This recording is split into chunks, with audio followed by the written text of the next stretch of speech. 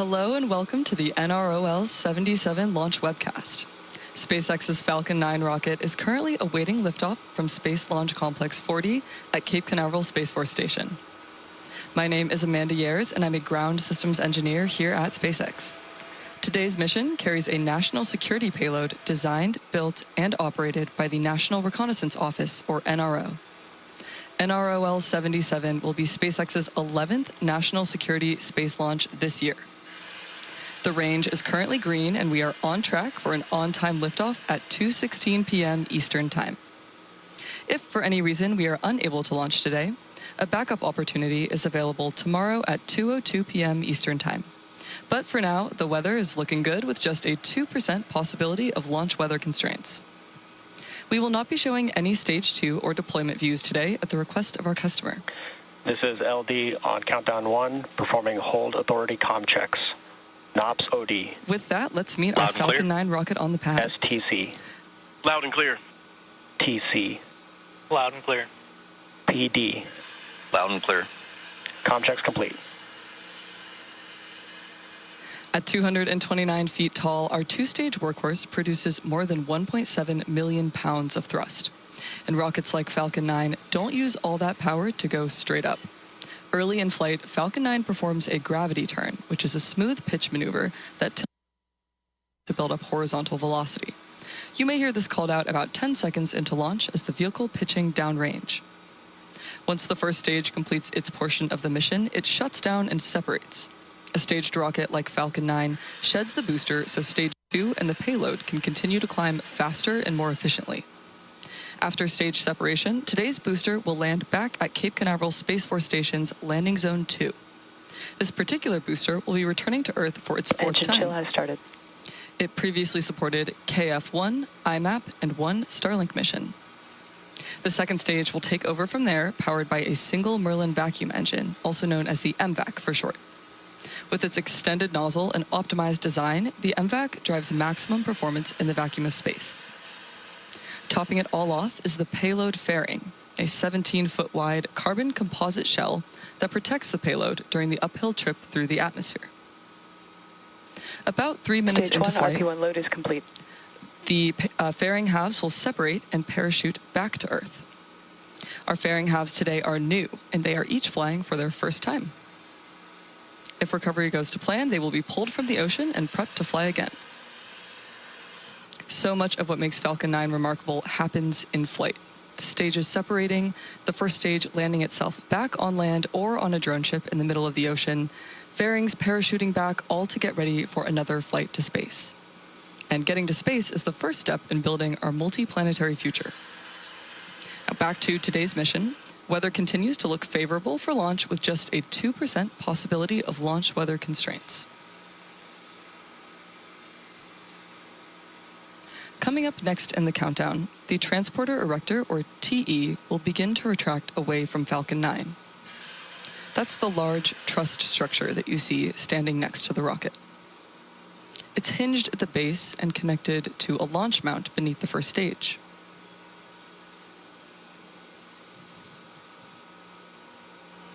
In the retraction process, first the clamp arms around the second stage will open.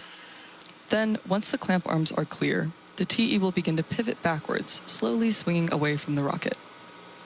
There's a great view of those clamp arms for strong back retract around the second stage, and we just heard that tanks are pressing for strong back retract, which is a great sign that we're right on track. You may also hear our team refer to the TE as the strong back, which is the same structure, just a different name. The TE rolls Falcon 9 out to the vertical, and it stays connected through the final seconds of launch. It provides fuel, power, telemetry, and command connections between the ground systems and the rocket. Strong back retract has started. Strong back retract process is now underway, so keep a close eye on those clamp arms as the strong back clears the vehicle and eventually pivots backwards from Falcon 9. These clamp arms help to stabilize the second stage during fueling, and they also prevent movement in high winds. Once they are open, fully free at the top. Right now, both stages are nearly fully loaded with about 1 million pounds of propellant, and that includes RP1, highly refined kerosene, as well as liquid oxygen chilled to over 300 degrees below zero. Propellant is loaded late into the countdown, and that's intentional. Colder propellants are denser, and denser propellants mean achieving more performance out of the same tanks. Before any of that propellant flows, the plumbing and engines are chilled down. That priming process prevents thermal shock and boil-off when that ultra-cold liquid propellant starts moving at a high flow rate. You'll hear this priming process referred to as engine chill.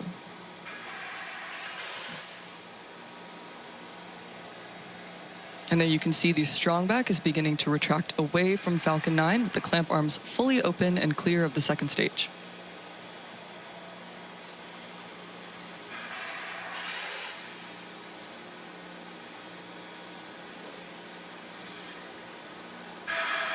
The propellant loading process will wrap up in 2 steps. Stage 1 LOX load is complete.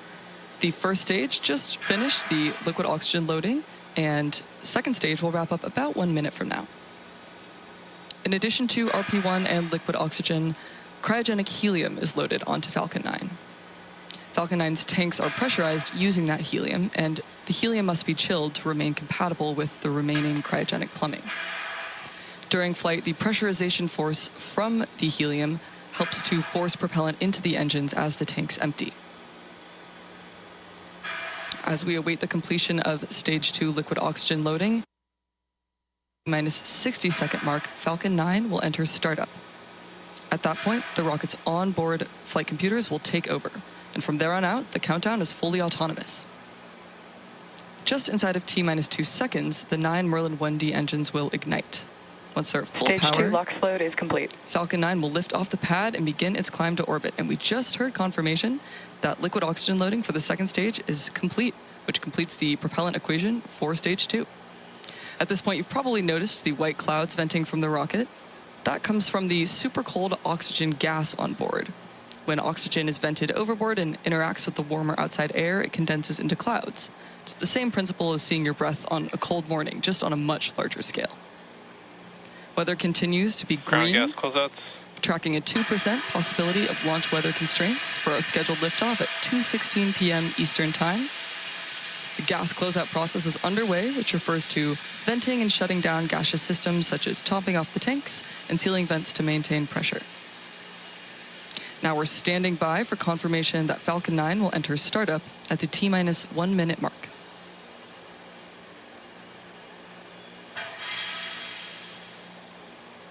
Falcon 9 is in startup. At this point, the autonomous flight computers have taken over the launch countdown, and stages 1 and 2 are pressing for launch. Let's listen in to the launch director's final go.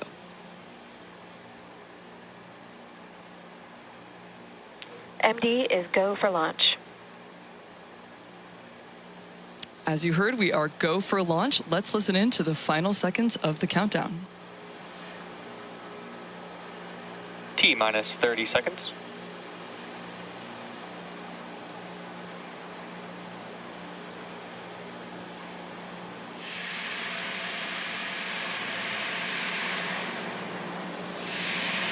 T-minus 15 seconds. T-minus 10, 9, 8, 7, 6, 5, 4, 3, 2, 1. Engines full power and liftoff. Go Falcon, go Enroll 77.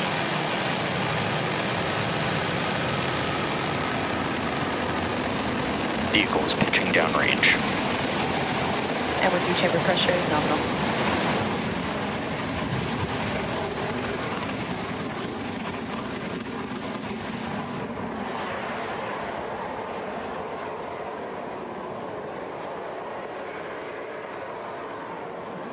At T plus 30 seconds and counting, Falcon 9 has successfully lifted off from Space Launch Complex 40 at Cape Canaveral Space Force Station.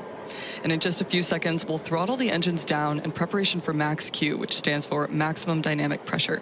It's the moment in the Power launch and telemetry nominal. when the vehicle experiences the greatest mechanical stress that it will see during its ascent. To help go from vertical to horizontal, the first stage also performed a gravity turn where the engine's gimbal a Falcon small 9 is amount supersonic. to turn the first stage from going straight up to horizontal with the help of gravity. Eventually, Falcon 9 will be roughly horizontal to Earth as we achieve orbit. Max Q. Falcon 9 has just passed through max Q, and the rocket typically needs to go 17,500 miles per hour horizontally in order to avoid being pulled back down to Earth and get into orbit. You can track our progress to orbit by watching the left corner of your display, which is showing first stage velocity and altitude. We have several events coming up in quick succession, and we should hear them all called out by mission control. These include main engine cutoff, or MECO, stage separation, stage 1 flip, second engine start 1, and boost back burn. Main engine cutoff is when we shut down all 9 M1D engines on the first stage. Stage separation is when the first and second stages of Falcon separate from one another. Stage 1 flip is when the booster uses its nitrogen gas thrusters to flip the booster around. Next, second engine start 1, we will light the MVAC engine on stage 2 for the first time, and after that is boost back burn, when the engines will light to place stage 1 on a trajectory towards the landing zone. So keep an eye out for these events happening back to back.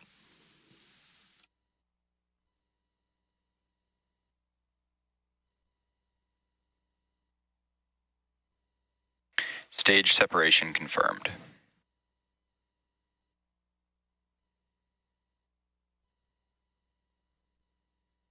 Stage 1 Boostback startup.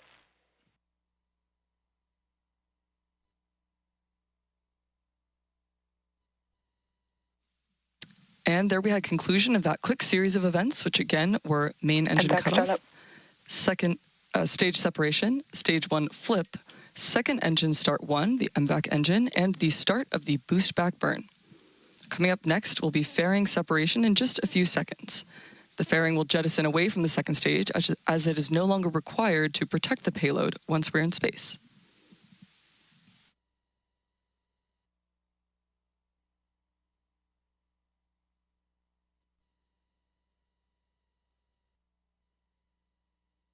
Fairing separation confirmed. And there's that confirmation of fairing separation. As we mentioned earlier, we will be attempting to retrieve these fairing halves once they fall back to Earth.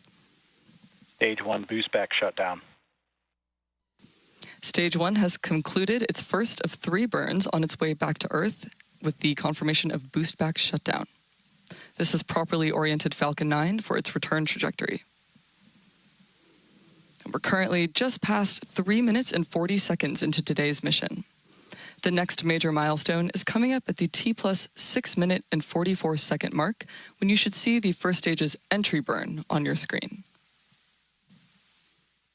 To start the entry burn, we will relight 3 of the 9 M1D engines on the first stage, starting with the center engine, known as E9, followed by E1 and E5. The booster engine graphic on the right-hand corner of your screen displays... Both vehicles are following nominal trajectories.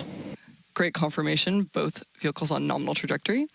The booster engine graphic there on the right-hand corner displays the arrangement of the 9 M1D engines, with an outer ring of 8 and a center 9th engine. These are held in place on the vehicle by a structure called the octaweb. And again, 3 of these will light during the upcoming entry burn. The entry burn is similar to pumping the brakes to slow the vehicle down as it passes back into Earth's atmosphere. And we need to slow down to reduce re-entry forces. This helps us to recover and ultimately reuse the first stage. During the entry burn, Falcon 9 is decelerating by firing its Merlin engines, but the vehicle is still moving really fast.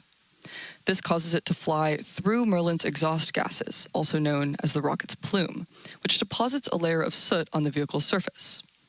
That soot comes from the carbon-based fuel, RP1, that Falcon 9 uses. With each flight, that layer of soot builds up a little bit more on the surface of the vehicle, and that's why our flight-proven vehicles look the way they do.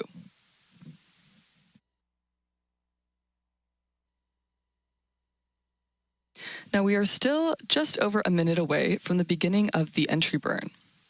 You can see on the left-hand corner of the screen, the first stage is decelerating as it makes its way back to Earth. The first stage is not only going to use the Merlin engines for re-entry and landing, it will also use the titanium grid fins and nitrogen gas thrusters for stability and control. Falcon 9 is attempting a re-landing today back on land at Cape Canaveral Space Force Station's Landing Zone 2. As a reminder, at the request of our customer, we will not be displaying any views of Stage 2 for today. Falcon 9's reusability is key to lowering the cost of spaceflight, enabling more investments in critical space infrastructure. It allows SpaceX to refly the most expensive parts of the launch vehicle, which in turn drives down the cost of going to space, making missions like today's possible for more organizations and more often. The Falcon 9 first stage supporting today's mission will be performing this upcoming entry burn for its 4th time. Now we're about 10 seconds away from the beginning of entry burn, and again we'll be relighting 3 of the 9 M1D engines. Stage 1, entry burn startup. There's that call out for the startup of the entry burn on Falcon 9's first stage. This is set to last about 15 seconds. And again, we're slowing the vehicle down in preparation for its final burn and landing.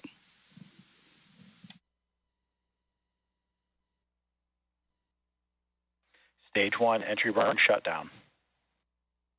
The entry burn has shut down on the Falcon 9 first stage. Coming up next will be the first stage landing burn about 1 minute from now. The Merlins on Falcon's first stage are optimized for sea level, and these each achieve 190,000 pounds of thrust during ascent and descent. They provide the initial power to lift Falcon 9 out of the lower, thicker part of Earth's atmosphere. In comparison, the single MVAC engine on the second stage has a much wider nozzle, and it's optimized Stage 2 is in terminal guidance. in space, producing about 220,500 Stage 1 pounds of FTS thrust has safed. in a vacuum condition. Stage 1, transonic. In about 10 seconds, we'll have the start of the landing burn for the first stage. This is the final burn of the Falcon 9 booster, used to reduce the remaining speed of the vehicle for a gentle and precise landing. We should be hearing that call out shortly. Stage 2 FTS has safed. Stage 1, landing burn. The landing burn has started up on Falcon 9's first stage. This is the final burn the booster will see prior to landing.